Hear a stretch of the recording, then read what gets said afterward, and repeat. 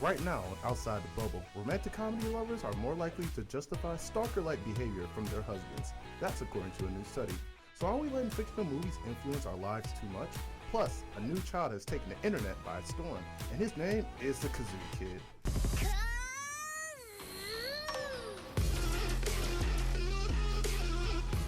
And out with the whip and in with the dab. But is this thing dying already? Wrong concert snap stories? Are you tired of them yet? We are. It all starts right now.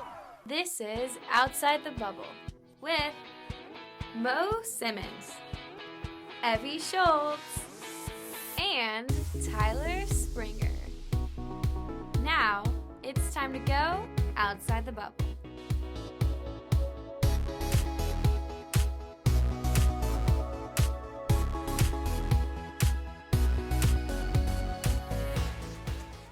What's up, everyone? Welcome to Outside the Bubble, where we talk about trending topics happening outside the Butler bubble. I'm Mo Simmons, along with Evie Schultz and Tyler Springer. Let's get started with a new study from University of Michigan that says women who watch romantic comedies are more likely to accept aggressive male behavior than women who don't watch rom-coms. I mean, I don't know about this study. That's kind of like weird that like you watch like a romantic comedy and all of a sudden you just accept someone following you. Like, how do you feel about that, Springer? I mean, I feel like people take movies like too literally. Like it's like this is basic kindergarten stuff, you know? Okay, in kindergarten, what do they teach you? They teach you how to color. They teach you how to go to the bathroom. They teach you how to do all this stuff. And they teach you that movies are fantasy. They're made up. It doesn't actually happen in real life. Okay, so if these women who are constantly watching these movies are actually thinking that aggressive stalker-like male behavior, like if they know someone is stalking them and following them home from work, oh, that's fine. No, it's not. Like, movies are movies. You know what I'm saying? I mean, they're definitely fantasy. I mean, Abby, I'm pretty sure you've seen your fair share of rom-coms. Like, I don't think you will allow like something like, hey, yo, let me just see what you're doing. Like, no. Like peeping toms? Would you be okay with somebody just peeping in your window? Oh, of course not. But I do think that movies reflect societal norms that we're just accustomed to believing, just because that's how things have always been. So I think we showed the picture of love actually earlier, the movie, British movie, great movie. But there is the example of that scene at the end where the guy comes up to the girl who's already married to his best friend, and he's showing those signs, blah, blah, blah.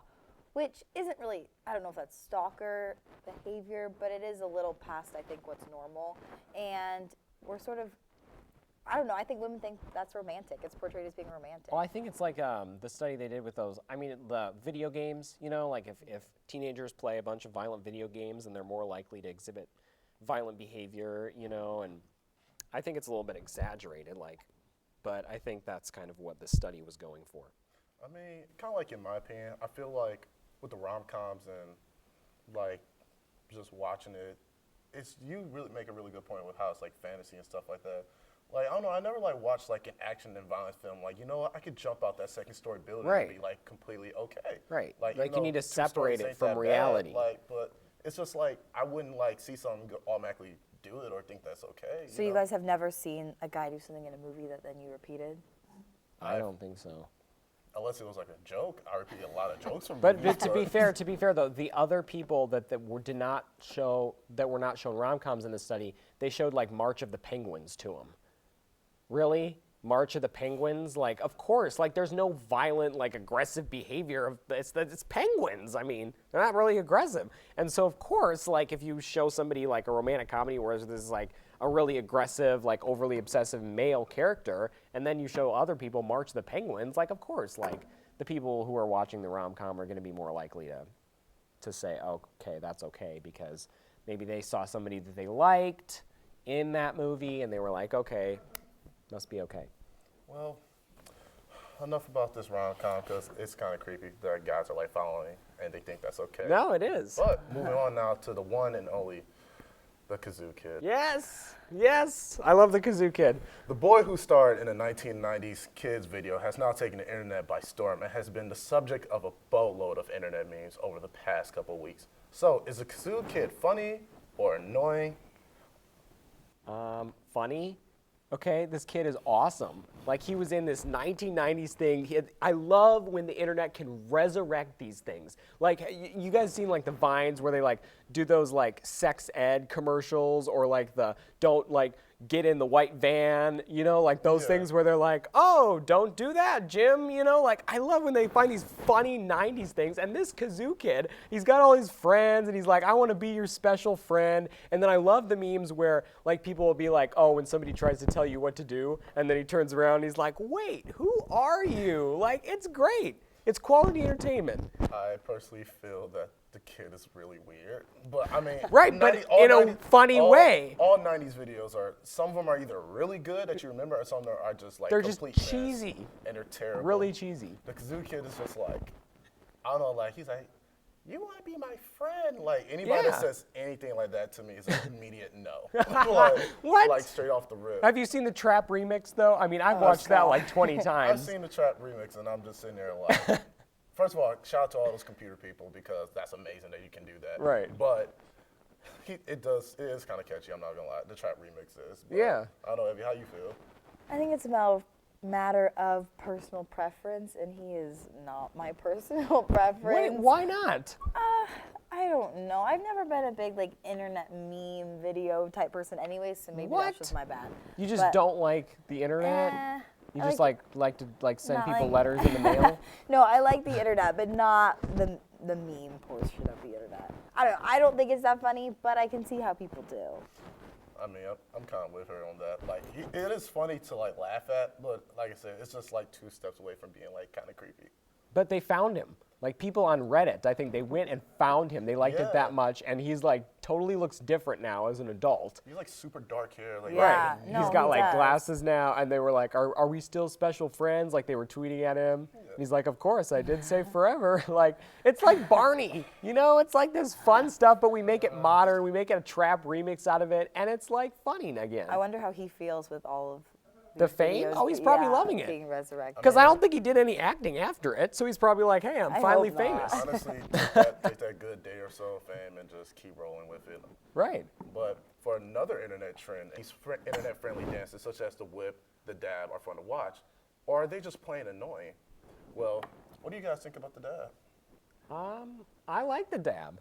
I think it's going to die out, though. It's like everyone loved the whip and the nay-nay at first. And then there were just like a bunch of like people who made videos, like middle schoolers, like the middle schoolers. They're like, ha, ha, ha. And then they just do it with their friends in their driveway. And I'm like, no, like, stop. Like, that's not what this is for. So it's funny now. I like it. Like, I like people who do like the serious dab. They just do like the really quick, you know, and then they just look back up. But I think it's going to die off pretty soon. Evie? I don't know. I think the whip and the nay-nay is here to stay for a while at least. No, I it's think it's not. one of those dances. I think it's one of those dances people are going to keep It's already doing for a gone, though, while. isn't it, Mo? I think it's already gone. It's still kind of here. I mean, it got really popular with Cam Newton, like for him doing it in the end zone. But like, And now Cam Newton's doing the dab now, though. I mean, well, he's been doing the dab for like a while. Oh, okay. But like people are like catching on Oh, because of okay. his popularity. But Yeah. it's like, so you feel like he's gonna be here for a while? I don't know. I think all of these sort of new internet dance crazes are here to stay. I think it's, I don't know. I still see people You doing should make them. an internet dance video. Maybe. I would I'm watch not it. a very good dancer. But all of those dances, like the hit the quan, that dance, people still do that. Can you hit the quad? No. That's not. That was not as popular as the dab, though. No, but people did do all those. They tried. Okay, Yeah. but here's They the gave difference, it the though. good college try. No, but hit the quan. Like the quan is like it's like a full dance, isn't it? Like it's like you can't there's just nothing. like do it on the street, like walking like with your coffee. You can't just be like, now I'm gonna hit the quan. Now but you can just quick do the dab. You know what I'm saying? So it's like a quick thing people can do on the go. It's like breakfast on the go. It's like a pop A tart. dance on the It's go. like, Yeah. it's like when I go to Starbucks and grab some, I dab immediately. It's like, Yes. like, Yes. I mean, it's just funny. It's funny when you do it, especially Do when that you to ask greet the something. barista. Like when they say like, "What can I get for you today?" Just be like, "I'll have a tall caramel latte." They'll try to figure out if you sneezed or not. Like, Yes, I know. Like, I was- but it's pretty obvious. Like, I didn't sneeze. It would be like loud. I mean, my favorite type of like dab moves are like people who are like so like you said serious, but they're very like Right. strict with it. Like, Yeah, they kinda, just like a really quick, restrict subtle- themselves. yeah. It's like you gotta be loose when you dab. Like you can't just be like stiff neck and like going down. No, It's I like I it think because that's then what you I can was take it doing into the earlier. workplace. What about for like professional colleagues and stuff that want to do the dab? Like, they can't just be getting all loose. They just got to do it like a quick one, like bam. You shouldn't be dabbing while I'm working. Let's keep it 100. Well, maybe it's Casual Friday. Have you heard of that? We're making what? Casual Friday? Casual Friday? I don't know. Abby, Okay. Let's see how you can dab. Wait, you taught me something earlier. Oh, that's the Millie Wop. Okay. Let's see your dab. Oh! Abby can do it. So there's a dab in the Millie Wop? Well, no, they're two separate dances, but she combined both of them. Oh, I like that. And I like Beyonce. it a lot. I don't like Beyonce. That's a whole other Not a issue. fan. A complete different subject. Not a Beyonce For this fan. matter. Sorry, guys. Finally, today, we're talking about super long Snapchat stories that some people feel they need to take while they're at a concert. Most of the time, students take these blurry stories with bad audio from balcony seats and post dozens of Snapchats throughout the concert. Most people skip right past them on Snapchat, so why people continue to take them?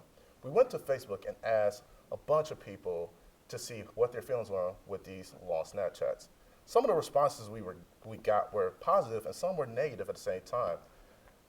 So if we could take a look at one of the responses from Butler, we have Miranda Rose, or Miranda Flores. I like seeing other people's snaps at concerts because it's like I get to be there as well. If it bothers people, then why should they have no problem just skipping over the snap? Snapchat's for sharing an experience with others. How do you guys feel about that response? No, that's not correct. I don't agree with that because it's like people are they're taking the time to watch your Snapchat. Like, you need to make it worthwhile.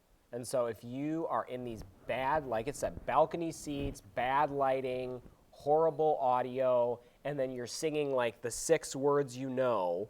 Like, I saw a great tweet from Trevor Thompson back in my home state of Minnesota, and he was talking about like, wow, like, thank you for like singing the 6 words you know, and like that blurry snap, like it's just a total waste of their time. So you should be thinking about your viewer when you're taking Snapchats. Are they really going to enjoy this 2-minute long?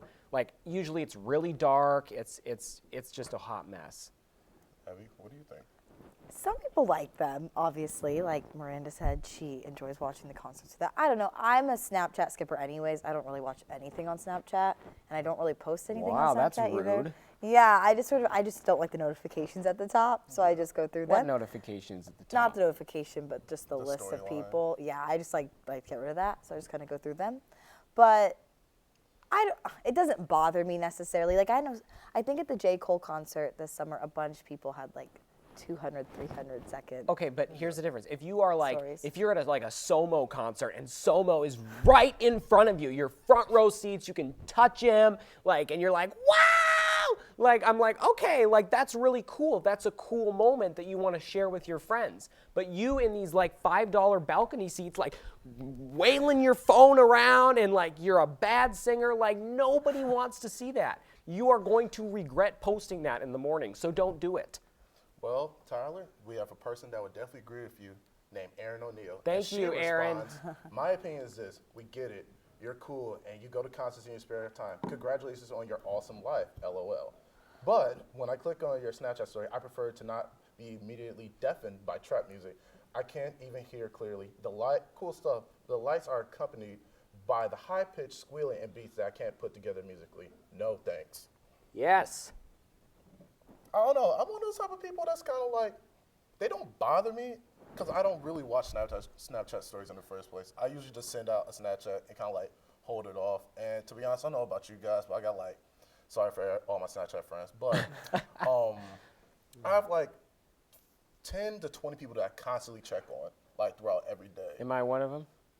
Springer, we got bad news to talk about. Oh, come on, It's Bo. okay. You're on all these videos. Okay, It would be that's kind of fine. like it would be a lot, but I don't know. I kind Okay. of feel like it's not as big of a deal. I mean, you can just simply ignore it. If you see, oh, that's a Taylor Swift concert, I don't want to watch it. Just click out of it and go to the next one. Right. It's just that simple. Because you can usually see by the circle what it's about to be, right? Like by their Not name. really. No. It's pretty small. Yeah, You it's- really have to like squint at your phone. And be like, what? Yes, and they took away the numbers. I wish they would have kept those because it Oh, would be like, yeah. oh, if it's 300, I don't want to click it. Yeah, I anymore. kind of like the numbers. I don't know Yeah, I why do they too. took those away. It was really weird. But I just feel like, you know what? Like, I'm on a time crunch, so I can't deal with all of these long Snap stories. If I'm trying to scroll through my Snap stories, like, I have other things to do. I think the larger lesson is that people now are not living in the moment as much, and they're wanting to record everything. I think that's the bigger deal here. Oh, no, it is. All right. Anything else on Facebook, Mo? Oh, well, we have one more because this question got so prevalent that people from Cleveland, Philadelphia, and Australia decided to comment on it. So we have one all the way from Australia that Down says, under. I don't really care if I'm bored enough to be watching other people's stories, then I'm not going to be picky about what is in them. You can do a lot worse than music. And that's from Rhiannon Stevens all the way in Sydney, Australia. Okay. So she's pretty much saying if she's bored, she's not going to complain about what you put out. I agree with that. What you do. Right. So, No, I mean, it's your life. It's your Snapchat story. You control what goes in it. But I think people that are in the moment and they're in the concert, they're not really thinking about, oh, are my viewers going to enjoy this? Are my friends going to enjoy this on Snapchat? They're just like, in the moment, they're like, oh my gosh, like probably the concert that they're at, they really like that artist or they really like that band. So they get so enthusiastic about sharing it with all their friends. And then they're just like, oh crap, like my Snapchat's like 2 minutes long now. And I'm going to get texts from people saying like, cut it, you need to cut it. You know, like in video editing, it's all about cutting it down to the least amount of time that you can still get your message across. So if you're at a concert, I mean, you can get your message across pretty quickly. It's pretty obvious you're going to be at a concert. So don't every song, you know, we don't need to see a little bit of every song. But I will say I do appreciate, you know, if you are at a concert, maybe 1 or 2 Snapchat stories. If it's a good angle, good lighting, like, okay, that's cool, you know. Like T-Pain was here. I didn't go to T-Pain, but I got to see a lot of Snap stories. So I felt like I was there. That's the good part about it. did you go to the Flow Rider concert? Yeah, actually, I saw him at Jingle Ball in Minneapolis. He was really good. He did a really nice job. Whoa. Well, at least I hope your Snapchats weren't that long. Or else No, you'd be I don't the think center they of were. this topic. But thanks so much for joining us. Hopefully you join us right back here for next time. But until then, for all of us here, I'm Mo Simmons. And don't forget to take some time this week to see what's going on Outside the Bubble. Take care, y'all.